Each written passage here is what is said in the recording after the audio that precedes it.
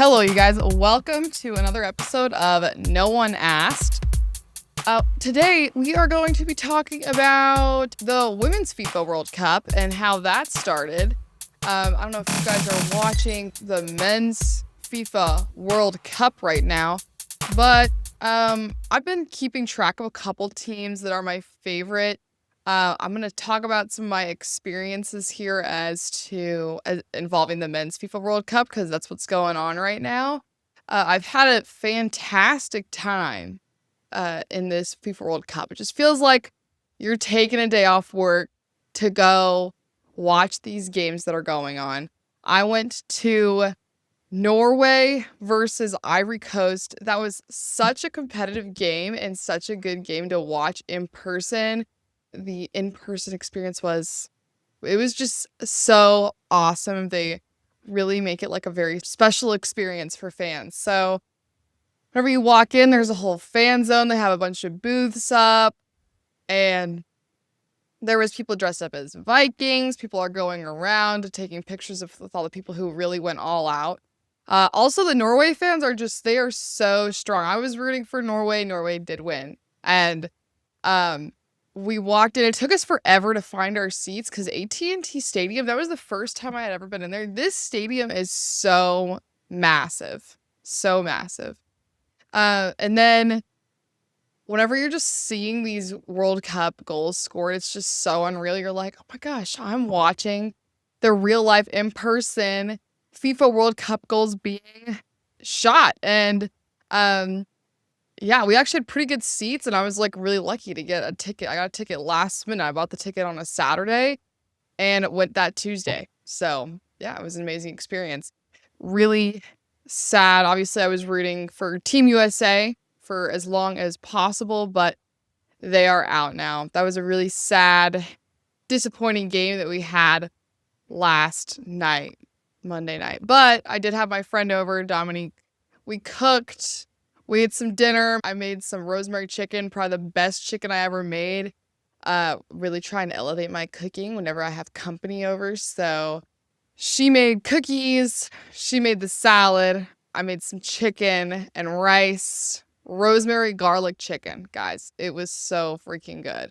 So maybe we lost, but I think the best thing about sports is that it just brings people together. So, me and my friend we just had a really fantastic homemade dinner while we watched the USA game and saw us lose, obviously, really badly. So that was disappointing. Well, anyways, you guys, let's get into how the Women's FIFA World Cup started. Whenever I do these history stories, I kind of want to give you guys a good image as to what it looked like, what sports looked like for women before the FIFA World Cup started and after the FIFA World Cup started. That way you guys can get a good comparison of what happened before, what was it like for women beforehand, and then what it was like for women after the fact, after they had their sport alive and thriving. So I'm going to give you guys a good picture of what soccer looked like for women from 1970 to like about 1980s, okay? So international teams were growing a lot. There was a lot of really, really fantastic talent out there, but it just wasn't really being recognized until, it just wasn't really being recognized that there were so many talented players, and there were international teams, but there was just more they were more amateurs. Like, they did have international teams for women, but they weren't getting paid really anything. So many of them had other jobs, and they're just really playing for the love of the game. It's at this point, there's not really any traction of people watching the game. There's definitely around this time still the stigma that women's sports really could just not even be that interesting, which just seems so hilarious today. If you watch women's soccer now, and really a lot of women's sports, I'm actually, as you guys will learn through this podcast, I do follow a good amount of women's sports. And I just really love going to live events. So like if there's a live event, especially, and I love going to it. So maybe I won't know every single player's name or whatnot, but I just love going to a sporting event. Luckily, I live in Dallas, so we have lots of sporting events here. Lots of sports here. Okay, so the woman who really changed the game for us is Ellen Wiley, and she was a big soccer player herself, and she was a science teacher, sports administrator. She was the Norway football organizer, and she helped integrate women's football, soccer. I'm Americans, soccer, Europeans, football into the Norway Football Federation, okay? And she was the woman who really raised the question of why is women's sports not getting the attention that it needs? Why is women's soccer not getting the attention that it needs? There's so much talent over here. So let's do something about it, okay? So she is the one who organized and kind of brought that idea forward of why isn't there a FIFA Women's World Cup? So she went to FIFA Congress to ask, we need a women's world championship. We need a women's Olympic tournament. And we need more support for all these super talented athletes. And the reason people listened to her is because Norway's women's program was extremely successful at this time. And she was a big reason as to why that was. So FIFA started entertaining this idea mainly because this woman could not be ignored. So that conversation happened around 1996, but in 1988, they had a test run for the FIFA World Cup. So this consisted of 12 teams. Let me list off the 12 teams for you here. The European teams, obviously Norway is involved there. Sweden, Denmark, Czechoslovakia, then from Asia, China, Japan, Thailand, then from North America, United States, Canada, and then we're on to South America here. Brazil, from Africa, we have Ivory Coast, and then from Oceania, Australia. Crowds were larger than expected, and this proved that there was traction for this, and this was a market that could easily be filled. Okay, so as far as dates go and when this started taking place, it took place from June 11th to July 19th. So about a month of FIFA fun on the women's side. As far as crowds go, there was about 140,000 people to 170,000 people who watched the event across all the tournaments that happened and whatnot. And there was an average of 10,000 to 15,000 people watching per game. There was about 10,000 to 15,000 people. And then the final had 40,000 to 45,000 people. As far as media coverage, it didn't have a ton of media coverage. However, this mock FIFA World Cup took place in China, and this mock FIFA Women's World Cup took place in China, and the China media took this more seriously by covering it on TV, and they also, covered it by newspapers, and journalists and reporters were at the event, covering the event. Okay, shout out to these women in sports who played in this mock FIFA World Cup. Linda Madlin, she was a forward striker. She helped Norway win this first FIFA Women's World Cup. And she was one of the most feared goal scorers in the 80s. Pia Sundhage, she played for the Sweden team. She was a midfielder and a forward. She was a really big star at this time, and she was considered one of Europe's top players. And then she later went on to be one of the best coaches in women's soccer history. She actually coached for the USA team, and she's one of the rarest people who was not only a good player, but also a good coach. She was one of Sweden's biggest stars and was considered one of Europe's elite players. She went on to be one of the best soccer coaches in history and even coached for the USA team at one point and helped USA win a gold medal. So anyways, as we already know, Norway wins this first FIFA World Cup. Okay, fast forwarding to 1991, that was the next Women's FIFA World Cup, and China hosted this one again, and this was an official event. However, the FIFA World Cup didn't want to attach their prestigious name in it because they still weren't super sure of the success in this event, so they ended up calling this the M&M's Cup. And you know what? Maybe that's why Eminem is still around today. They support women in sports. This event, this Eminem's Cup, was hosted in China. And once again, still 12 teams here. And here are the teams that qualified. From Asia, we have China, Japan, and Chinese Taipei women's national football team. From Europe, Norway, Sweden, Denmark, Germany, Italy, North America, United States, South America, Brazil. From Africa, Nigeria, and from Oceania, New Zealand. Okay. Now, something else to note that is interesting is that these matches were only 80 minutes. I don't really know exactly why it was 80 minutes, but they were still experimenting with what the format was and what they wanted it to exactly look like.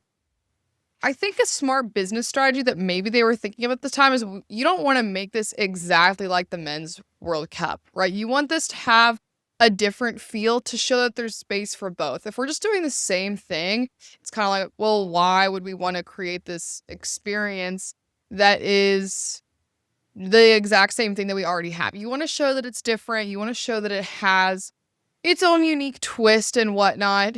And I mean, even if you go to like a men's soccer match today and a women's soccer match today, very different feel and very different vibes, but just as entertaining, just as entertaining. So, who won this 1991 FIFA Women's World Cup? The United States. The United States won this World Cup. The runner-up was Norway, third place was Sweden, and fourth place was, in fact, Germany. Now, let's give a shout out to some of the great women stars at this time. Michelle Ackers, she was a forward, and earlier on in her career, she was a midfielder. She went to the University of Central Florida before she continued to play pro, and she was the nation's best female college player. She scored 10 goals in the entire tournament. That's huge. That's amazing. And she scored both goals in the final against Norway. Something else about Miss Michelle is that she had a chronic fatigue syndrome. So she was playing through that at the end of her career. I mean, I can't even imagine. That must have been super difficult to deal with. And I mean, as an athlete, that is so frustrating. So shout out to her for playing through that and competing with that issue. Karen Jennings, another USA athlete, she was a forward. She went to the University of California, and she won the tournament's Golden Ball for Best Player. She probably just didn't get as much attention just because she wasn't the one who like scored most of the goals. However, she had a lot of field time and she's a bad bitch. Okay. And then I think everyone's heard of Mia Hamm at some point in time. She was a forward. She went to the University of North Carolina, and she won 4 NCAA championships at North Carolina. She is one of the youngest people to have started playing for a national team. Whenever she was 15, she joined the U.S. national team, and whenever this tournament was going on, she was 19 years old. So as we already know, the USA won, and they defeated Norway 2-1 in the final. And both those goals, both those goals were scored by Michelle Ackers. Okay, in 1991 FIFA Women's World Cup, there was 510,000 spectators across all of the 26 matches, which averages about 19,615 fans per game. The highest match attended was 65,000 fans, and that was between China and Norway. And in the final against USA and Norway, there was 63,000 fans. And so really the big historical event in this FIFA Women's World Cup that didn't even have the FIFA name attached to it is that there was traction for this and there was viewership for this. At this point, still very minimal TV coverage. There was more than the unofficial event, However, okay, fast forwarding to 1995, because once again, as you probably already know, we have a FIFA World Cup every 4 years. So 1995, this finally has the FIFA branding attached to the sport. And this FIFA World Cup is held in Sweden. There was still 12 teams in this tournament. Germany, Denmark, England, Norway, USA, Canada, Nigeria, China, Japan, and Australia. Okay, some major players this time. Okay, some big stars at this time were Hegi Risa. She was a midfielder, and she was recognized to be one of the best players in this tournament. She won the Golden Ball Award, and she led Norway to that championship by scoring goals. And she was considered one of the best midfielders of her generation. She later went on to coach Norway and Great Britain. And Kristen Orones, she was another player who played for Norway. She was a striker, and she shot 6 goals in this FIFA. And something to note is she was 5'11", so she was really tall for a soccer player, but it actually is perfect because it made her really hard to defend. So she was able to strike, and she was able to just be super aggressive on the field and use her height to her advantage. Mia Hamm also played in this World Cup. There's a really big story where she made an appearance as a goalkeeper. That's not her normal position. And people just thought that was, super exciting and different. But really what happened there is they already used all their subs that they were allowed to use. So they had to use one of the players was already on the field, and she made an appearance as a goalkeeper and did a fairly good job. Norway, obviously we already know they win this World Cup. Okay, so in this 1995 FIFA Women's World Cup, there was a lack of viewership compared to the first two, unofficial and then official M&M's Cup. There was roughly about 4,000 attendees per match. The higher matches gained 14,000 to 17,000 fans for those more high profile matches. Okay, that's fairly low. Now, I think we're all wondering, why did this happen? And the reason that this usually happens is, very little marketing was covered on the event. And also, the city needs to promote these matches a lot as well. I think those first two, the communities around that area did a really good job covering the marketing side of this. And whenever it came to this one, the marketing and media coverage just really lacked to draw in the fans. However, in 1999, in the next FIFA Women's World Cup, they introduced a thing called double headers. So this meant that if you were going to buy a ticket for one game, you had to go to the other game. You would be there for 2 games. So if you tagged a high profile match with more of a low profile match, you were going to get the attendance for both. So that was kind of the strategy to draw more people in so that low attendance wouldn't happen again. Also, in the 1999 Women's FIFA World Cup, this was hosted in the USA. There was a significant turnaround in media coverage. This was covered way more by the media. There was huge sponsorship growth. Television audiences were larger. The stadiums that they were held in were a little more high profile than the previous one. Okay, so some stars that occurred in the 1999 FIFA Women's World Cup. Some people that we've already heard about: Mia Hamm. Brandy Chastains was another really big player at this time. She was a defender, a midfielder. She went to the University of California, and she finished her degree at Santa Clara University. And she scored the winning penalty in the final of the 1999 FIFA Women's World Cup. So, spoiler, USA wins this one. Okay. Interesting fact about her She had the celebration photo that just blew up and it got really famous.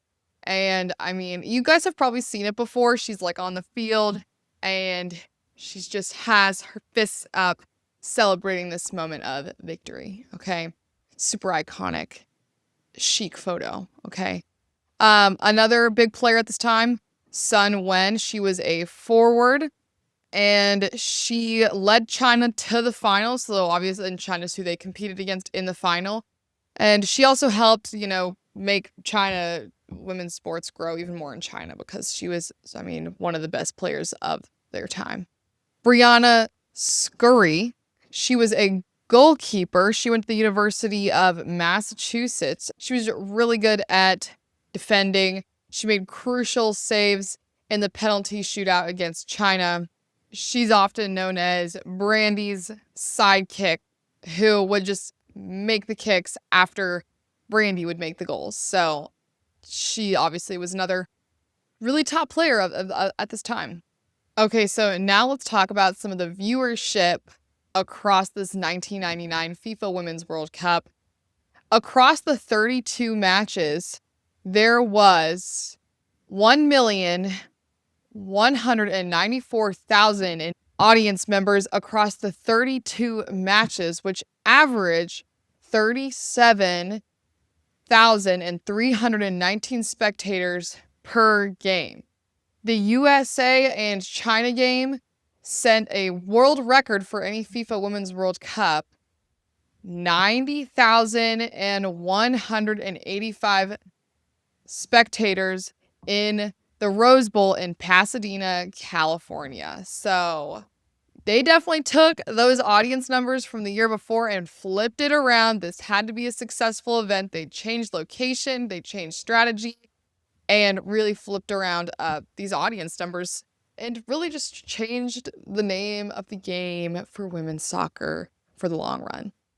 Okay, another fun fact about the Women's FIFA World Cup in 1999 is that the amount of teams grew. So it went from 12 to 16 teams. The teams were China, Japan, North Korea, Ghana, Nigeria, Canada, Mexico, United States, who hosted it, Brazil, Australia, Denmark, Germany, Italy, Norway, Russia, and Sweden. So, and then and today, the league has 32. The Women's FIFA World Cup has 32 teams. So it's grown a lot. It's grown a lot since even 1999, whenever they had a huge amount of people who then spiked its interest, right? Okay, so some other fun facts about that I thought was really interesting whenever I was doing some research on this, the Women's FIFA World Cup. It is the 5th largest televised and watched event in the world. So this event has gotten a lot of traction, and global sponsors have obviously grown a lot. Many countries now have professional women's leagues, and this just really became less of what used to be something that women did for the love of the game, and now this can be a very profitable career. So if you guys are interested a little more on pay, the USA Soccer Federation pays their men and women equally right now. And the highest paid soccer athlete in the world is Cristiano Ronaldo, who makes $1,000 a year. And then the most paid women's soccer athlete is Trinity Rodman, who makes $2 million a year. Those are the stats for pay. I think it just shows internationally that probably is going to be a hard level for women to get to. Not saying that it's impossible. I mean, look at how much they've done just over these past couple years. I mean, women's sports has grown so much, but definitely getting onto like the same international recognition, there's a really big gap between $300 million and $2 million.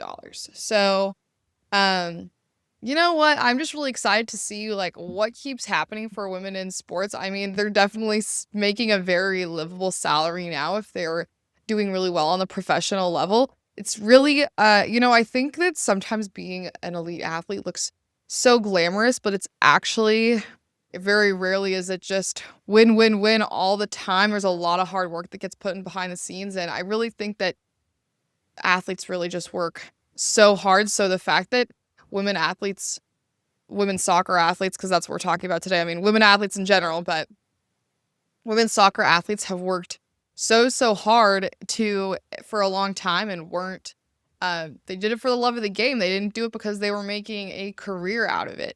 And now they're able to make a career out of it. And that's all I got for you guys today. Let me know if you guys want me to dive deeper into specific athletes, or if you like hearing about how leagues started. I think like how leagues started is super cool, so I'll definitely do more of those and definitely have some other stories planned.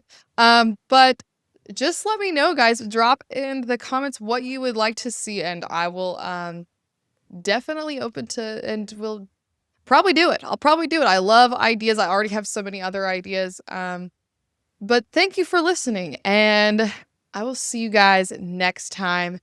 Thanks for listening to No One Asked. Bye.